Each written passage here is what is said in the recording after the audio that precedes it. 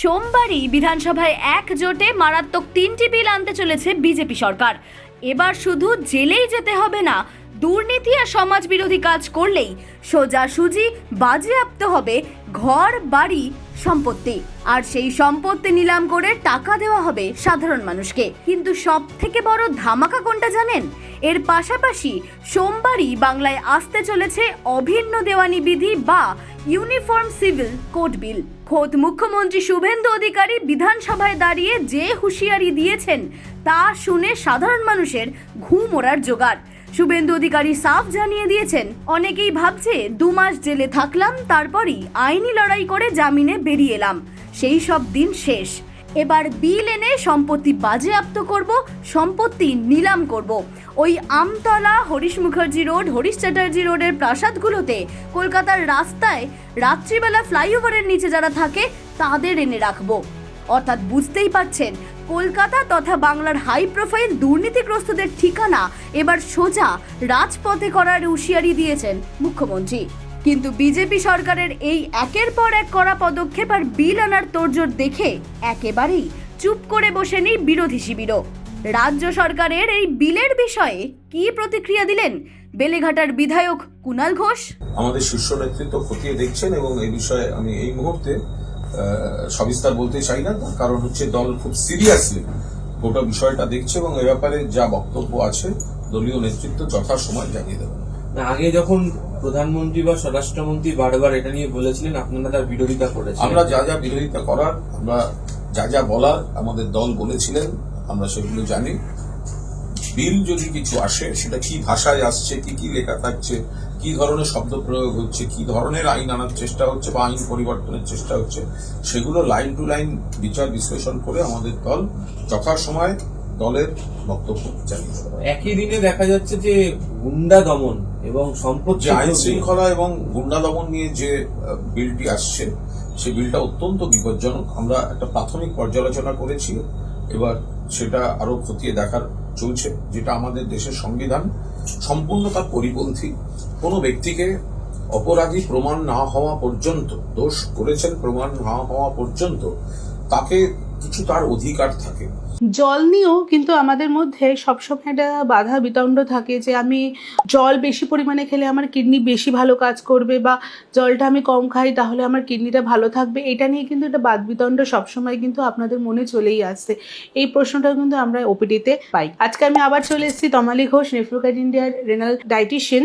So আজকে যেটা নিয়ে কথা বলছি সেটা হলো ওয়াটার। জল অবশ্যই নির্ধারণ হয় একজন পেশেন্টের আপনার শরীরে কতটা কি সোয়েলিং আছে কি নেই, এবং এই জল ইনটেকটা কিন্তু শুধু পানীয় জল নয়, সারা দিনে গ্রেভি বা আপনি চা যতটা পরিমাণে খাচ্ছেন সবটাই কিন্তু ওয়াটারের মধ্যে ক্যালকুলেট হচ্ছে।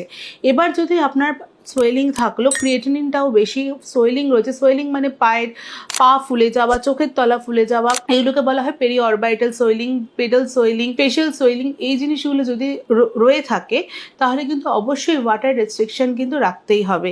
সো ওয়াটার রেস্ট্রিকশনটা কতটা কি খাবেন সেটা অবশ্যই একজন কিডনি বিশেষজ্ঞের কাছে গিয়ে আপনার পরামর্শ নিয়ে খাবেন, এবং এটা কিন্তু খুবই গুরুত্বপূর্ণ। এছাড়াও যদি কিছু ডায়েট রিলেটেড যদি কিছু কোয়ারি থাকে তো কমেন্টে অবশ্যই জানান। Thank you. কিন্তু আমাদের যে সংবিধান এবং পরবর্তীকালে যেটা অপরাধের ব্যাখ্যা আছে আইপিসিতে, তারপরে যেটা ছিল সিআরপিসিতে তার বিচারের প্রসেস, পরবর্তীকালে ভারতীয় ন্যায় সংহিতা এসছে, কিন্তু এই গোটা বিষয়টা সংবিধানের পরিপন্থী যে বিলটা এনারা এনেছে। মানে এখন দেখা যাবে যে বিনা দোষেই কাউকে আটক করে রাখা যাচ্ছে, কোর্টে প্রডিউস করার যে একটা বাধ্যতামূলক বিষয় আছে, কাউকে ধরলে 24 ঘন্টার মধ্যে কোর্টে প্রোডাকশন দিতে হবে। মাননীয় বিচারক ঠিক করবেন তাকে জামিন দেবেন না পুলিশ কাস্টাডি দেবেন না জেল কাস্টাডি দেবেন। এখানে একজন এসপি র্যাঙ্কের অফিসারের রিপোর্টার অনুমান ভিত্তিক রিপোর্টের ভিত্তিতে সটান জেলে পাঠিয়ে দেওয়া যাবে। সেটা আপনার বাড়ির কাছে জেল হবে তার কোনো মানে নেই। আপনি কলকাতায় ধরা পড়লেন, জলপাইগুড়িতে রাখা হলো, জলপাইগুড়িতে ধরা পড়লেন, পুরুলিয়ায় রাখা হলো।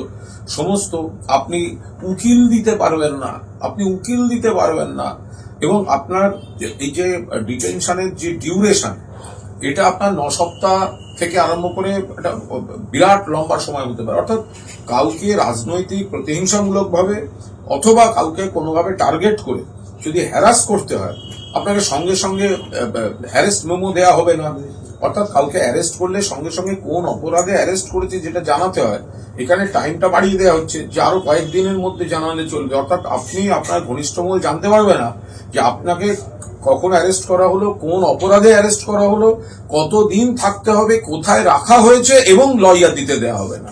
ফলে এটা সম্পূর্ণভাবে একটা মানে কালা কানুন, এবং আমরা এর খতিয়ে দেখছি, আমরা এটা সর্বাত্মক বিরোধিতা করা হবে। কুণাল ঘোষের কথায় স্পষ্ট, সরকারের এই পদক্ষেপ একেবারেই সমর্থন করছে না বিরোধী শিবির।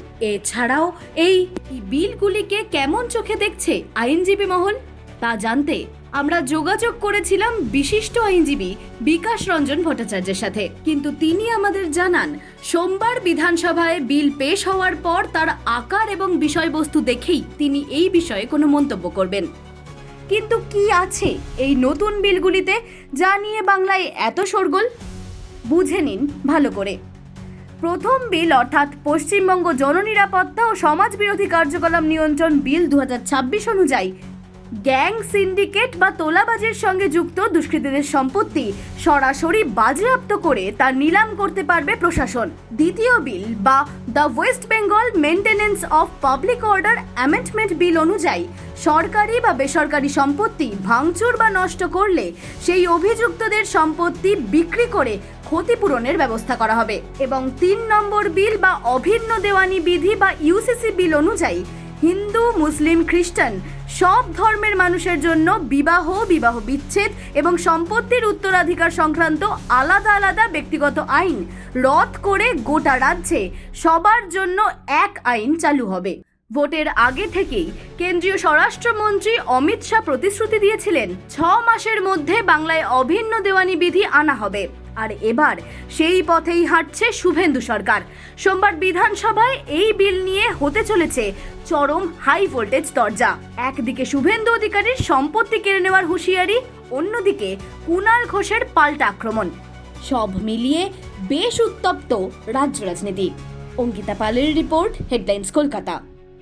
আনন্দ আর ভালোবাসার দীপ্তিতে গড়া সমুজ্জ্বল পরমা, ঠিক তোমারই মতো।